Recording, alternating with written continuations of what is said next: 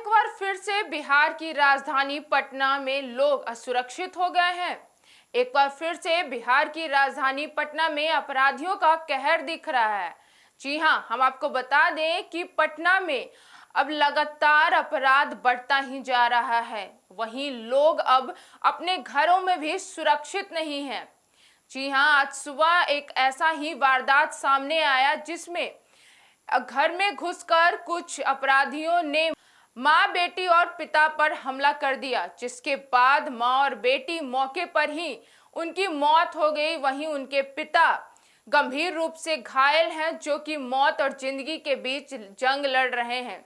वहीं अब सवाल पटना के कानून व्यवस्था पे उठ रहा है कि क्या पटना का कानून व्यवस्था इतना कमजोर है कि पटना में लोग सुरक्षित नहीं हैं। दिन दहाड़े लोगों पर हमला हो रहा है, अपराधी बेखौफ पटना में घूम रहे हैं और लोगों पर हमला कर रहे हैं। वहीं मासूम जान भी जा रही है इन हमलों में। 24 घंटे में यह दूसरी वारदात है जहां एक मासूम परिवार पर हमला हुआ। वहीं माँ बेटी का मौके पर ही मौत हो गया और उनके पिता गंभीर रूप से घायल हैं, जिन्हें अस्पताल में भर्ती किया गया है। वहीं हम आपको यह भी बता दें कि इस आज सुबह हुई वारदात से पहले कल भी एक ऐसा ही वारदात सामने आया था, जहां मामूली विवाद को लेकर पुलिस इंस्पेक्टर, उनके बेटे और भतीजे पर हमला किया गया था, जिसके बाद यह 24 घंटे में दूसरा वारदात है जो आज सुबह हुआ, जिसे देखकर और सुनकर लोगों का दिल दहल गया। आज सुबह ही घर में घुसकर अपराधियों ने मां, बेटी और पिता पे हमला किया, जिसके बाद उनकी मौत हो गई और उनके पिता गंभीर रूप से घायल हैं, जिन्हें अस्पताल में भर्ती किया गया है।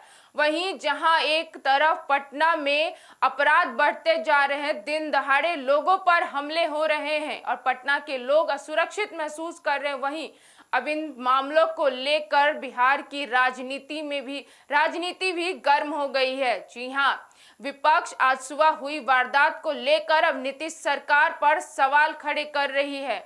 उनसे सवाल पूछ रही है कि क्यों पटना में दिन दहाड़े लोग असुरक्षित महसूस कर रहे हैं, दिन दहाड़े लोगों पर हमला हो रहा है। वहीं हम आपको बता दें कि इस पूरे मामले को लेकर और कल भी जो वारदात हुआ था उसे लेकर विपक्ष ने अपने सोशल मीडिया पर एक पोस्ट किया है। जैसा कि आप देख सकते हैं कि विपक्ष ने अपने सोशल मीडिया पर अकाउंट पर इन दोनों मामलों को लेकर पोस्ट किया है, जहां उन्होंने पोस्ट में यह लिखा है कि बिहार में हर रोज लग जाता है लाशों का अंबार। जी हां, विपक्ष ने अपने पोस्ट में लिखा है कि बिहार में लग जाता है हर रोज लाशों का अंबार, वहीं चैन से सोई है नीतीश और भाजपा की सरकार। अब इस तरीके से पोस्ट कर उन्होंने भाजपा और नीतीश सरकार पर सीधा सवाल किया है, उन पर सीधा निशाना साधा है। वहीं वह उनसे यह भी सवाल कर रहे हैं कि आखिर पटना की कानून व्यवस्था क्या है और पटना का कानून क्या कर रहा है, कैसे दिन दहाड़े अपराध बढ़ रहे हैं, कैसे लोगों को दिन दहाड़े लोगों पर हमला हो रहा है, मासूम लोगों की जान जा रही है। वहीं विपक्ष ने यह भी कह दिया है कि विधानसभा चुनाव जो कि नजदीक आ रहा है, उसे लेकर नीतीश सरकार उद्योगी योजनाएं बेचकर जनता को गुमराह कर रही है और वोट बटोरने की कोशिश कर रही है, लेकिन हकीकत तो कुछ और ही है।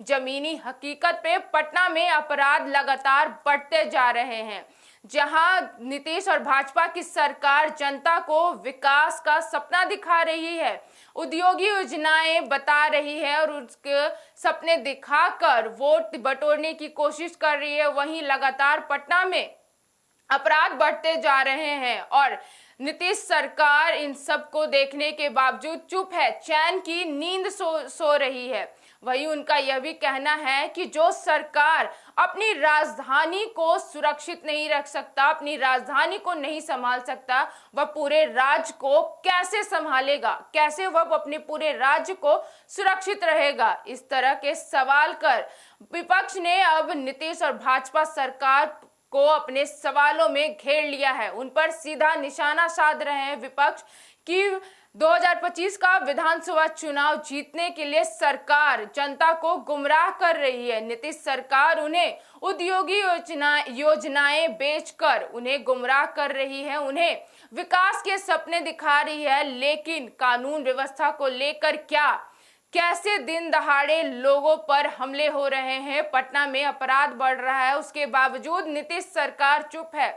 इन पूरे मामले पे 24 घंटे में हुए ये 2 गंभीर वारदात पे नीतीश सरकार का कोई भी अहम फैसला नहीं आया। नीतीश सरकार ने कोई भी एक्शन नहीं लिया है।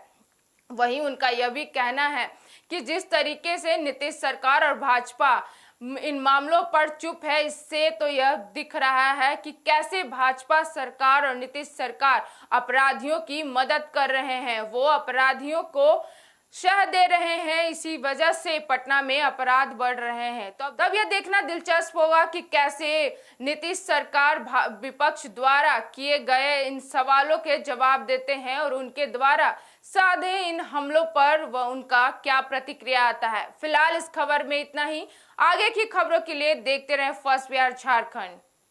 पैनोरमा ग्रुप, जो सोचता है वो करता है। ये लो मुंह मीठा करो, आज मैंने अपना जॉब छोड़ दिया, अब हम पूर्णिया वापस जाएंगे। जॉब छोड़ दिया है? मतलब ये घर कैसे चलेगा? हम करेंगे क्या? और माँ बाबूजी क्या बोलेंगे? इसलिए मैं एक और मिठाई का डब्बा लाया। अपने बिजनेस के लिए लोन अप्रूव हो गया। अरे लोन अप्रूव हो गया वो तो ठीक है, लेकिन पूर्णिया में हम रहेंगे कहाँ? अपना घर भी तो नहीं है वहाँ। इसलिए तो एक और मिठाई का डब्बा अलग से लाया हूँ। हमने पूर्णिया में घर ले लिया है, पूर्णिया के ई होम्स पैनोरमा में। पूर्णिया में पैनोरमा ग्रुप लेकर आए हैं ई होम्स पैनोरमा। बड़ा घर, आलीशान जिंदगी और अत्याधुनिक सुविधाओं के संग। अरे अब क्यों मुंह मीठा करवा रही हो? क्योंकि हम घर वापसी जो कर रहे हैं। घर वापसी की खुशी पूर्णिया में ई होम्स पैनोरमा के संग। E homes panorama, luxurious lifestyle redefined.